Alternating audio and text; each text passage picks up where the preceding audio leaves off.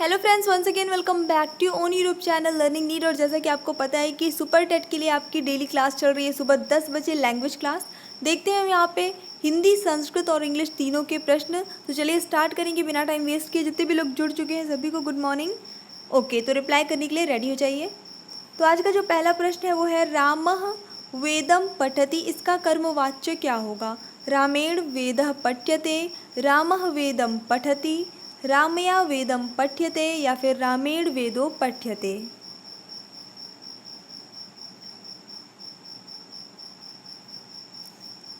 और इसके लिए जो आपका करेक्ट आंसर होता है वो हो जाता है ऑप्शन नंबर ए, रामेण वेदः पठ्यते। आप कमेंट करके बताइए अगर आपको इसका थ्योरी वीडियो चाहिए हो तो मैं एक बार आपका सिर्फ वाच्य की प्रैक्टिस अलग से करा दूँ। महावीर चरितम ग्रंथ के लेखक कौन है। अश्वघोष, भवभूति, कालिदास, भास। बहुत फेमस ग्रंथ है ये। और उत्तर बिल्कुल सही होता है आपका ऑप्शन नंबर बी, भवभूति है। इनमें से कौन दंडी की कृति है। वासव दत्ता, कादम्बरी, दश कुमार चरितम, हर्षचरितम। और उत्तर सही होता है आपका ऑप्शन नंबर सी, दश कुमार चरितम। कृष्णा में संधि है कौन सी। ष्टुत्व, जशत्व, चरत्व या फिर दीर्घ। कृष्णा में संधि बिल्कुल। तो जितने भी लोगों ने इसमें गेस किया ऑप्शन नंबर ए सही है, स्तुत्व संधि है। जगत शब्द का पंचमी बहुवचन रूप क्या बनेगा। जगत भी, जगदभ्य, जगताम, जगंती। पंचमी बहुवचन तो सब में एक से एक जैसा ही बनता है, सेम बनता है। कोई भी आप शब्द ले लीजिए, सबका रूप सेम बचता है। संज्ञा शब्दों की बात मैं कर रही हूँ, है ना। सर्वनाम का फिर अलग जाएगा। तो चलिए देख लेंगे यहाँ पे जो करेक्ट आंसर होगा आपका ऑप्शन नंबर बी हो जाएगा, जगदभ्य बन जाएगा, यानी कि जगदभ्य हो जाएगा। इसमें भ्य जो है लग जाता है पंचमी बहुवचन में लगभग सभी में। पितृषु शब्द में विभक्ति और वचन है क्या। सप्तमी एक वचन, तृतीया द्विवचन, सप्तमी बहुवचन या तृतीया द्विवचन।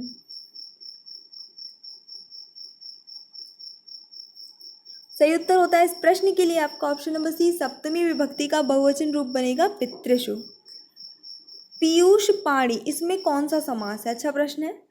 द्वंद्व, बहुब्रीहि, अव्ययी भाव या फिर द्विगु। पीयूष पाणी, देखिए वीणा पाणी, चक्र पाणी, ये सब इसी में बनते हैं, इसी समास में। तो बिल्कुल इसमें उत्तर आपका सही होता है ऑप्शन नंबर बी। यहाँ पे बहुब्रीहि समास हो जाता है। संस्कृत में अगर इसका विग्रह करेंगे तो पीयूषः पाणौ यस्य सः, ऐसा बनेगा। ओवरऑल इसका अर्थ होता है कि पीयूष है पाणी में, यानी पाणी मतलब हाथ में, जिनके मतलब वैद्य। पीयूष मतलब होता है अमृत। तो किसके हाथों में अमृत होता है, वैद्य या डॉक्टर के, है ना। तो उस उनके लिए ये यूज होता है। गवाम में विभक्ति और वचन है कौन सा। षष्ठी द्विवचन, षष्ठी एक वचन, पंचमी बहुवचन या षष्ठी बहुवचन।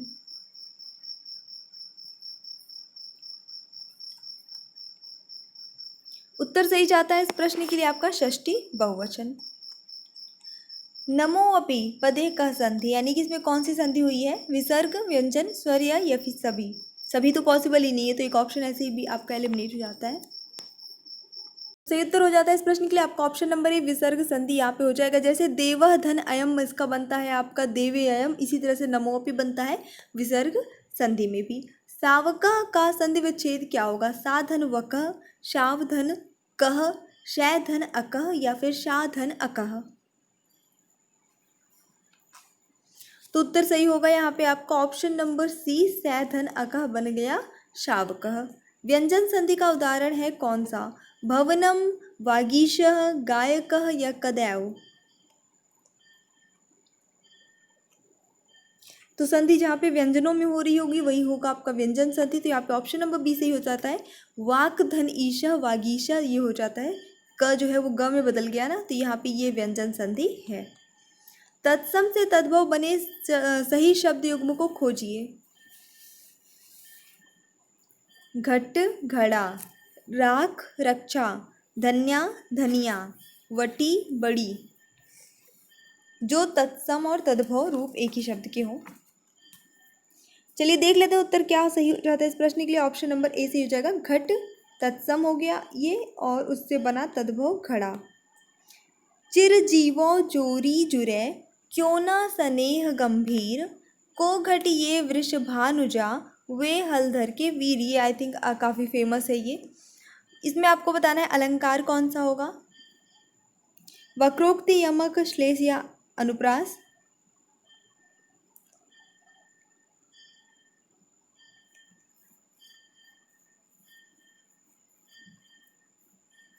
तो यहाँ पे जो सही उत्तर हो जाता है इस प्रश्न के लिए वो होता है आपका ऑप्शन नंबर सी, श्लेष अलंकार। जितने भी लोगों ने सी गेस किया था करेक्ट है कि गुड। किस शब्द की वर्तनी अशुद्ध है ऋषि। नहीं, पढ़ के नहीं बताऊंगी, वर्तनी वाला प्रश्न है तो आपको खुद से करना है ये, अशुद्ध वाला बताना है। तो देखिए यहाँ पे ऋषि जो है और संस्कार जो लिखा हुआ है, इसके बाद आपका सन्यासी लिखा है, संध्या लिखा है।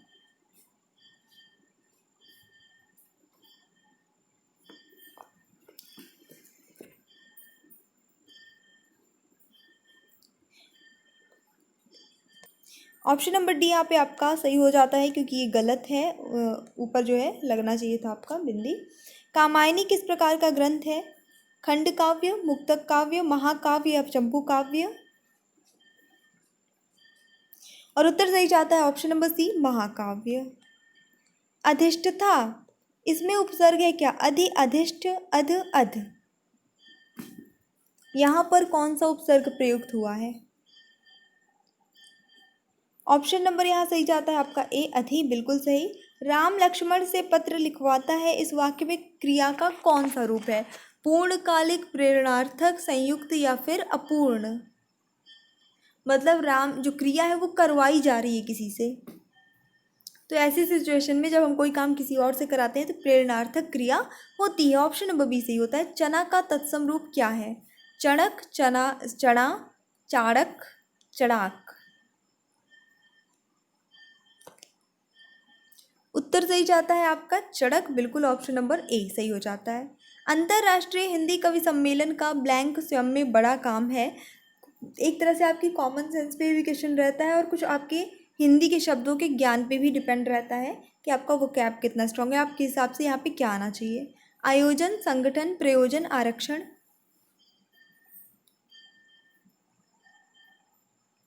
सही उत्तर होगा आयोजन। कवि सम्मेलन का आयोजन हो रहा है ना। सुख चपला सा दुख घन में, उलझा है चंचल मन कुरंग। यहाँ पे कौन सा अलंकार है। अनुप्रास, उत्प्रेक्षा, रूपक, उपमा।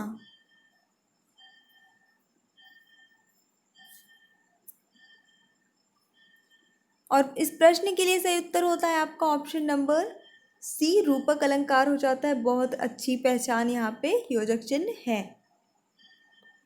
तद्भव चबूतरा का तत्सम रूप क्या होगा। चरवतर, चरबुतरा, चारबूतरा या फिर चतवाल।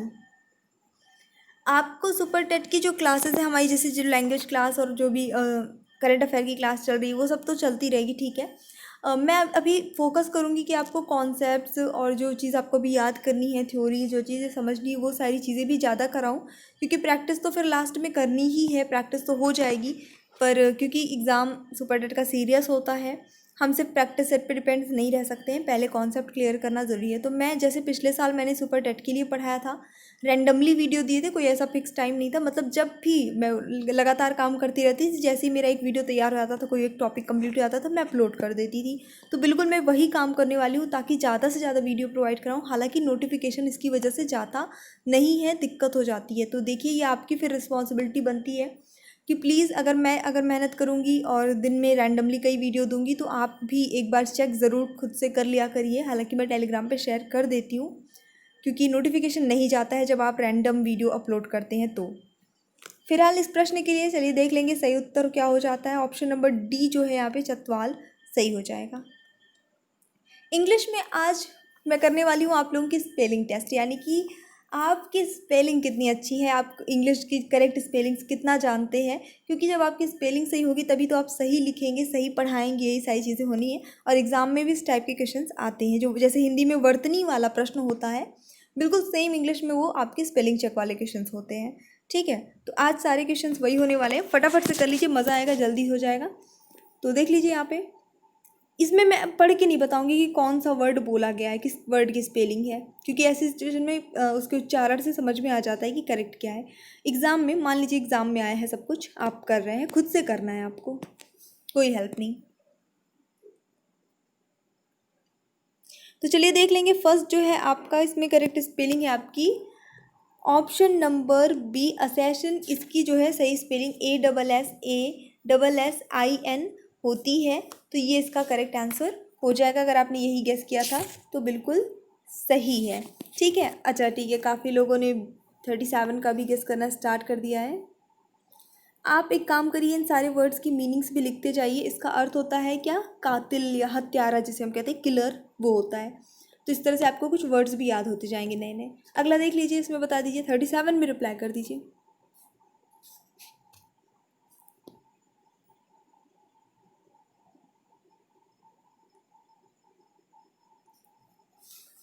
ऑलराइट, तो चलिए देख लेते हैं 37 के लिए जो आपका करेक्ट आंसर होता है वो होगा option number D, magnificent. Magnificent की स्पेलिंग जो होती है ये होती है MAGNIFICENT, और इसका अर्थ होता है एकदम आलीशान, शानदार, एकदम बेहतरीन, है ना। नेक्स्ट देख लीजिए, 38 के लिए रिप्लाई करिए आंसर।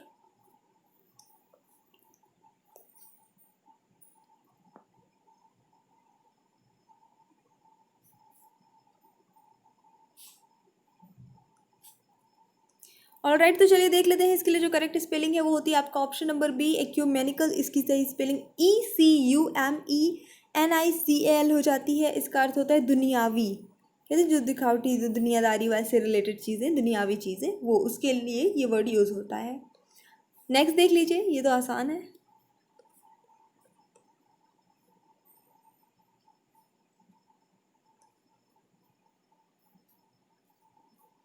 ऑलराइट, तो यहाँ पे जितने भी लोगों ने सही गेस किया है ऑप्शन नंबर डी, वो बिल्कुल ही सही है। सुपर शेड, इसका जो अर्थ होता है वो होता है, कई सेंस में यूज़ होता है। एक तो जगह लेने के सेंस में यूज़ होता है, किसी का जगह ले लेना, अतिक्रमण कर लेना।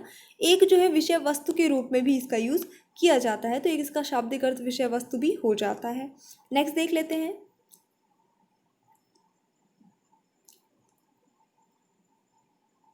ये तो आसान है, इसके तो मैंने कई बार जो है एंटोनीम्स भी कराए हैं। तो चलिए देख लेते हैं, यहाँ पे ऑप्शन नंबर डी सही हो जाता है। ABUNDANT, अबेंडेंट की सही स्पेलिंग होगी। इसका मतलब होता है कोई चीज़ प्रचुर मात्रा में होना, पर्याप्त मात्रा में, प्रचुर जिसको कह सकते हैं, शुद्ध शुद्ध, वो। नेक्स्ट देख लेते हैं।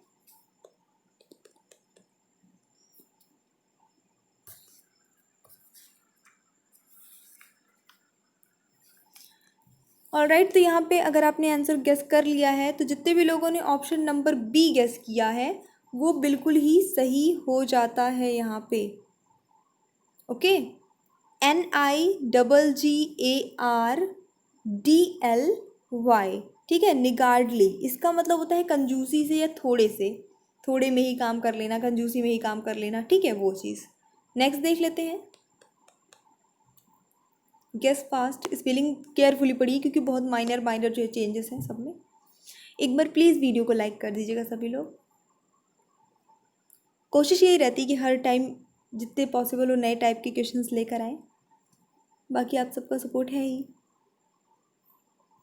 चलिए देख लेते हैं, तो यहाँ पे जो सही स्पेलिंग हो जाती है इस क्वेश्चन के लिए वो होती है आपकी ऑप्शन नंबर ए, रिलिंक्विश। इसका जो मतलब होता है त्यागना, छोड़ देना, त्याग कर देना किसी चीज़ का।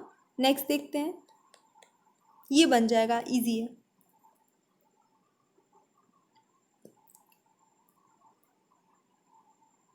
तो यहाँ पे जो करेक्ट स्पेलिंग हो जाएगी वो हो जाती है आपकी ऑप्शन नंबर सी, एक्सपेक्टेशन, यानी उम्मीद, उम्मीदें।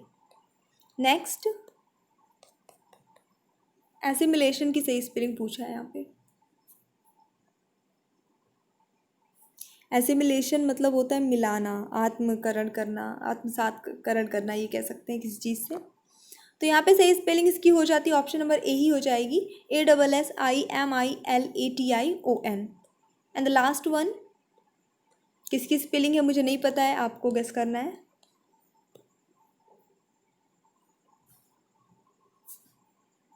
ओके ठीक है।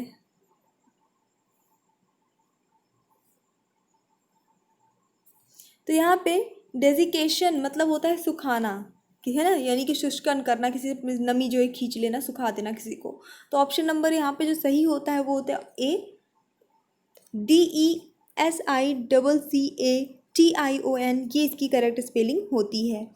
तो सेशन आपके लिए यूज़फुल रहा होगा, ये मुझे पूरी उम्मीद है। अगर प्लीज़ पसंद आया हो तो लाइक करिए, शेयर करिए, अगर आप चैनल पर न्यू हैं तो सब्सक्राइब भी कर दीजिएगा। So thanks for watching, keep studying and bye bye.